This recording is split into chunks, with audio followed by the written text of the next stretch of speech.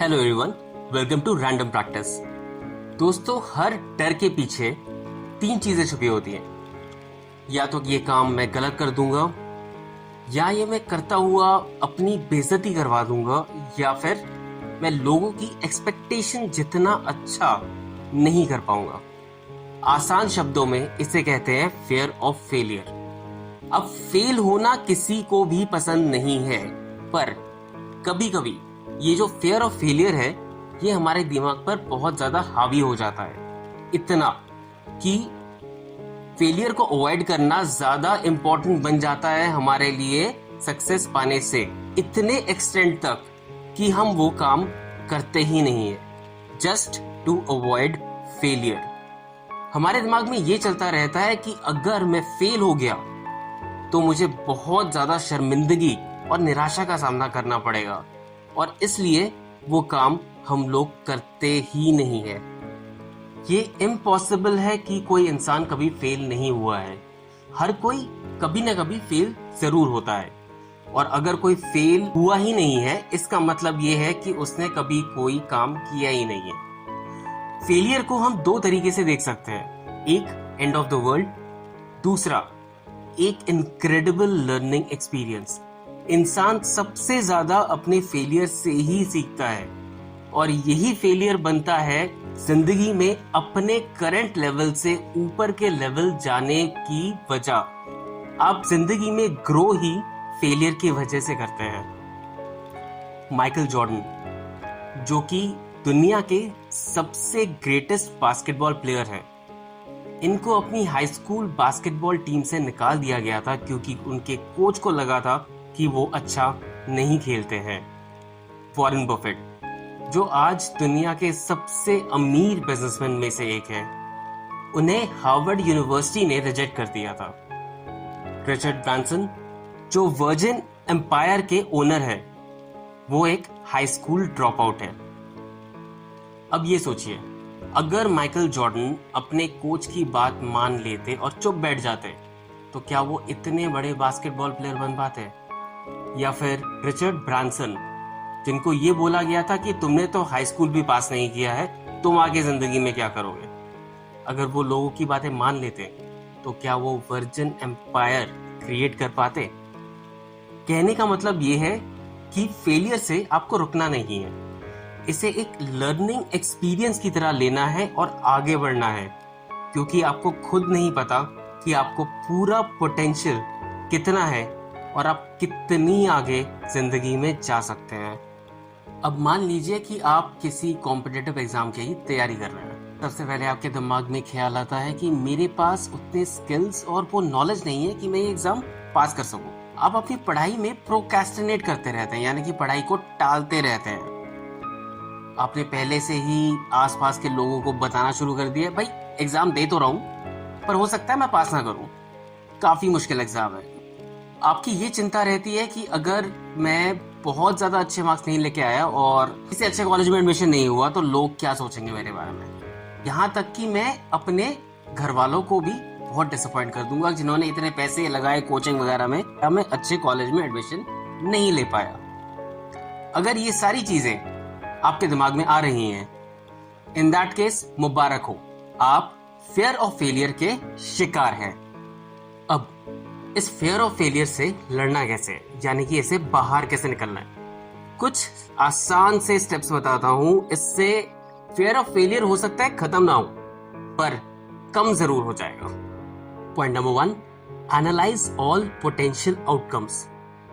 अब लोगों को कुछ काम करने से डर इसलिए लगता है क्योंकि उनको नहीं पता कि रिजल्ट्स क्या हैं। अब आपको ये करना है कि उस काम करने पर जितने रिजल्ट्स हो सकते हैं, अच्छे बुरे, उनको एक पेपर पे लिख लेना है। उससे ये होगा कि आपको पता रहेगा कि भाई इससे बाहर कुछ नहीं हो सकता, और आधा डर आपका वहीं पे खत्म होगा। क्यों? क्योंकि अब आपको पता है कि क्या हो सकता है और क्या नहीं हो सकता। Point number 2, learn to think more positively. अब पॉजिटिव थिंकिंग से सबसे पहले तो सेल्फ कॉन्फिडेंस बिल्डअप होता है। अब जरूरी नहीं है आप कोई काम करके फेल ही होने वाले हैं। हो सकता है कि आपके रिजल्ट्स बहुत ही अच्छे हों, डिजायर्ड रिजल्ट्स पाएं, और आप अब जितना सोच रहे हैं उससे बहुत ही अच्छा परफॉर्म करें। इसलिए थिंक पॉजिटिव कोई भी काम करने से पहले। Point number 3, focus on the things you can control. अब आप उन्हीं चीज पे फोकस करें जो आपके कंट्रोल में है, ना कि जो वो चीजें जो एक्सटर्नल फैक्टर्स आ जाते हैं जो आपके कंट्रोल में नहीं है। अब एक एग्जांपल से लेते हैं। आप सेल्स पिच दे रहे हैं अपने एक क्लाइंट को। आप अपना बेस्ट दीजिए, अपने प्रोडक्ट एंड सर्विस के बारे में जितना ज्ञान दे सकते हैं उसे, जो सबसे बेस्ट उसे बता सकते हैं उस मीटिंग के अंदर, वो बताइए। अब अल्टीमेटली सामने वाला क्लाइंट खरीदता है या नहीं वो एक एक्सटर्नल फैक्टर है जो कि आपके हाथ में नहीं। तो इसलिए इस चीज पे फोकस मत कीजिए कि वो खरीद रहा है या नहीं। इस चीज पे फोकस कीजिए कि मुझे अपना बेस्ट वहां देना है उस मीटिंग के अंदर। Point number 4, redefine failure. अब फेलियर को नेगेटिवली अगर आप लेते हैं तो फियर ऑफ फेलियर बहुत बड़ी चीज है आपके लिए, पर फेलियर को अगर आप पॉजिटिवली लें, आप ऐसे देखें कि अगर मैं फेल हुआ हूं तो मुझे पता है मैं किस चीज में अच्छा नहीं हूं और किस वजह से फेल हुआ हूं। मुझे ये भी पता लग गया है कि मुझे अब क्या इंप्रूवमेंट्स करने हैं अपने अंदर ताकि मैं अगली बार फेल ना हो सकूं। इसलिए फेलियर को अपने दिमाग में थोड़ा रीडिफाइन कीजिए and take it as a learning experience. जो लोग बहुत ही सक्सेसफुल हैं, ट्रस्ट मी, वो अपनी लाइफ में बहुत बार फेल हुए हैं, उनसे सीखा है और उसके बाद ही उनको सक्सेस मिला है। Point number 5, look at the worst case scenario. अब कोई काम जिसको करने से आपको बहुत ज्यादा डर लग रहा है उसके बारे में ऐसे सोचिए, भाई ज्यादा से ज्यादा क्या हो जाएगा। अब कुछ केसेस में ये बहुत ही सीरियस हो सकता है, बट ज्यादातर केसेस में ये नॉर्मल रहेगा। एग्जाम्पल, अगर आप कहीं इंटरव्यू देने जा रहे हैं तो ज्यादा से ज्यादा जो इंटरव्यू ले रहा है आपको सिलेक्ट नहीं करेगा। अगर वो नहीं करेगा तो आप कहीं और जाके किसी और कंपनी में ट्राई कर सकते हैं। बस इससे ज्यादा एक इंटरव्यू में कुछ नहीं हो सकता। Point number 6, have a contingency plan. अगर किसी भी तरीके से आपका प्लान ए काम नहीं करता है तो आपके पास प्लान बी होना चाहिए।